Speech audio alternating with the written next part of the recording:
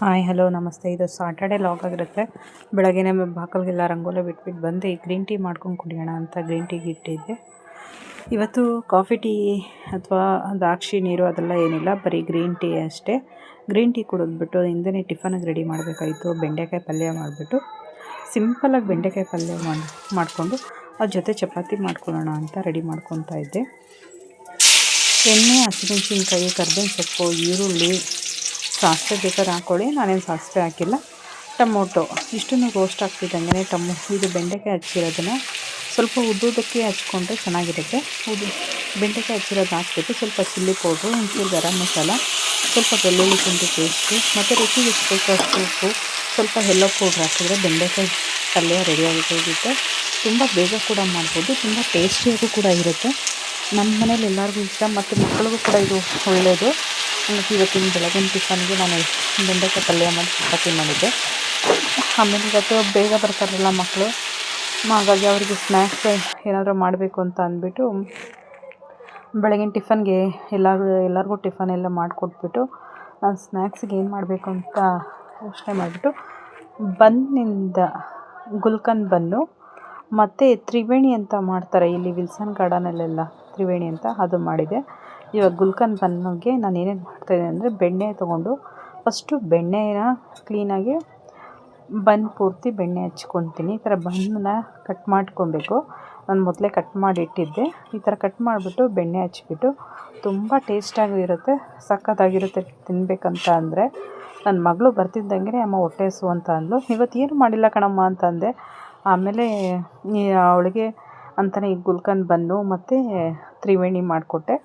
ಬೆಣ್ಣೆ ಹಚ್ಚಿದ ಮೇಲೆ ಈ ಥರ ಬಾಳೆಹಣ್ಣನ್ನು ಕಟ್ ಮಾಡಿಬಿಟ್ಟು ಈ ಥರ ಇಟ್ಬಿಟ್ಟು ಆಮೇಲೆ ಗುಲ್ಕನ್ ಹಾಕಬೇಕು. ಗುಲ್ಕನ್ ಹಾಕ್ಬಿಟ್ಟು ತಿಂತಿರಬೇಕು, ಸಖತ್ತಾಗಿರುತ್ತೆ ಟೇಸ್ಟ್ ಮಾತ್ರ.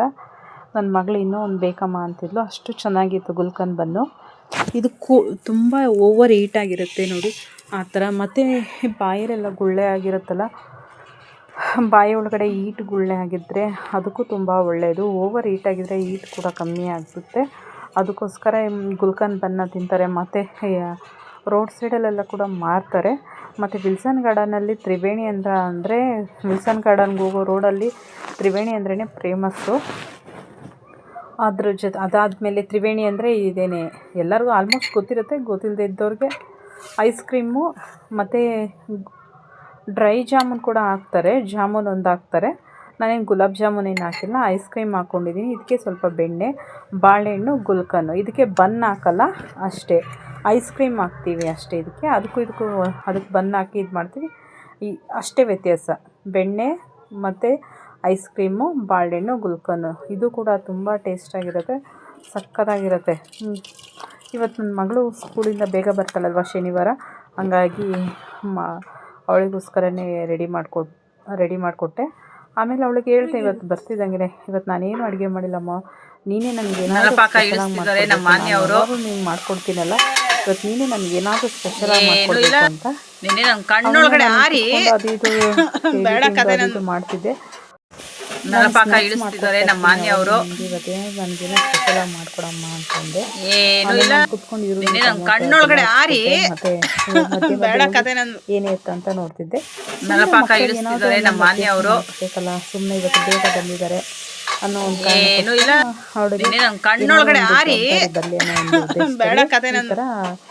ಒಂದು ಟೊಮೊಟೊ ಬಾತ್ ಮಾಡು ಅಂತ ಅಂದಿದ್ಲು. ಒಂದು ಗ್ಲಾಸ್ ಹಾಕ್ಬಿಟ್ಟಿದ್ದಾಳೆ. ನಾನು ಹೇಳಿರೋದು 3 ಗ್ಲಾಸ್ ಅಕ್ಕಿ ತೊಗೊಂಡಿದ್ದೀನಿ ಅಂದ್ಲು. 3 ಗ್ಲಾಸ್ ನೀರು ಹಾಕಮ್ಮ ಅಂತ ಹೇಳಿದ್ದೀನಿ.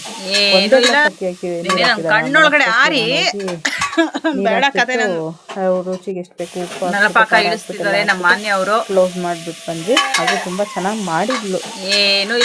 ಏನಾದ್ರು ಸಂತೋಷ ಪಡಬೇಕಲ್ವ, ಚೆನ್ನಾಗಿ ಮಾಡಿದ್ಯಾ ಅಂತ ಹೇಳ್ಬೇಕು.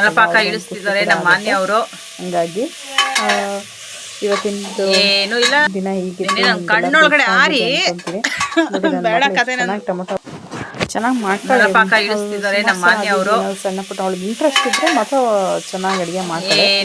ಉಪ್ಪು ಕಮ್ಮಿ ಆಗಿದ್ದು ಮಾಡಿದ್ಲು, ಚೆನ್ನಾಗಿತ್ತು.